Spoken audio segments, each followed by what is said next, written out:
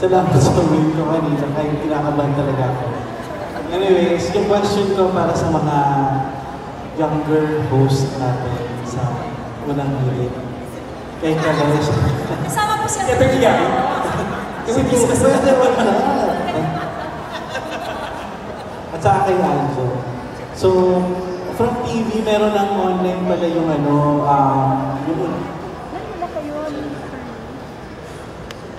from TV, meron ng online yung unang hit. So, question ko dun sa mga hosts, especially mga nagbabasa ng mga comments online, Shaira. How do you deal with online streaming at saka sa mga fans, especially yung comments? May mga share ba kayo na comments na paano nyo Re-record ako sa likod. especially live kayo? What comments are we talking about? Specifically, negative comments, ganyan, something about us. Okay. Ako, I guess, with us personally, how I'm gonna handle that, especially sa mga streaming platforms ng unang hirit, and also, even with my own streaming sa aking mga personal platforms, and probably, the best way to deal with those is to,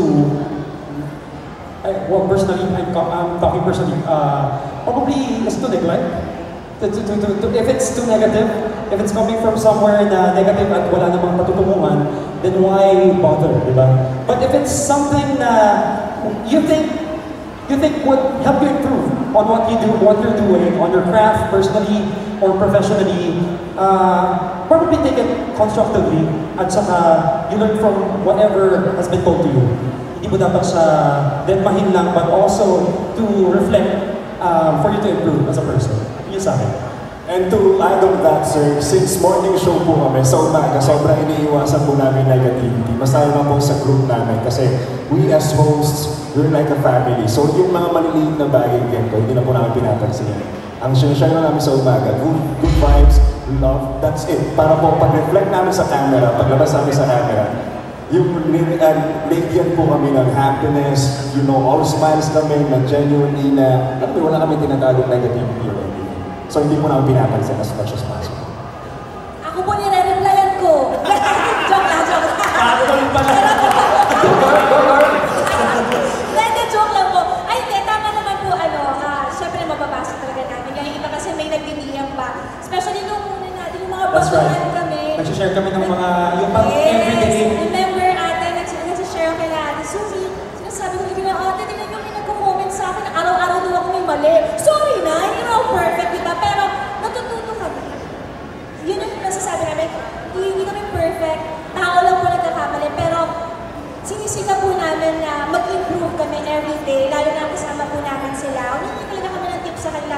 Hanggang sa ayun na, yung mga pagkakamali namin, ginagawa na namin katatawanan din, na nagugulat kami kasi napapasaya namin yung audience din. Ikaw, personally ito, I just like to share ito ng dalawa, si Anjo and Shaira. Even if they commit mistakes sa live, they find a way to make it fun. Na hindi siya dahil mali, kailangan tayong maging miserable, di ba? Ginagawa nilang mas masaya pa, and it turns out to be really okay. Yun po, pero tama, agree ako sa sinabi nila, dead man na lang talaga dead. Dapat positive lang dead. Kaya kayo, mga comment dyan.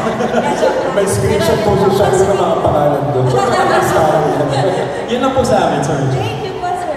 Ito na lang, ano yung may share nyo na best comment or best message sa 2.5 years ng pag-host sa unang hirit? Individually po ba? Individually kasi mga comments sa UHQP weather presenter, parang Totoo. Hinahanap niya sa shoutout niya, nagbanggit ng pangalan. So, alam niya na kung ano binabasa niya. Siguro sa akin po makukonsider ko yung kapag kunyari naka-leave kami ng matagal. Parang, miss na kita sa unang hirit, miss ko na yung morning sunshine. Tsaka pag nababagin yung sunshine ka. I was about to say, ako naman, yun yung sa akin personally, kapag hinahanap nila kaming tandem, ito partner, or like our trio, yan, it warms my heart. So, nakakatawa sa feeling na, yun, hinahanap na rin nila kami dito, kahit mga baguhan lang kami sa show. Thank you. Thank you. Congratulations sa ating 2015 Maraming salamat po.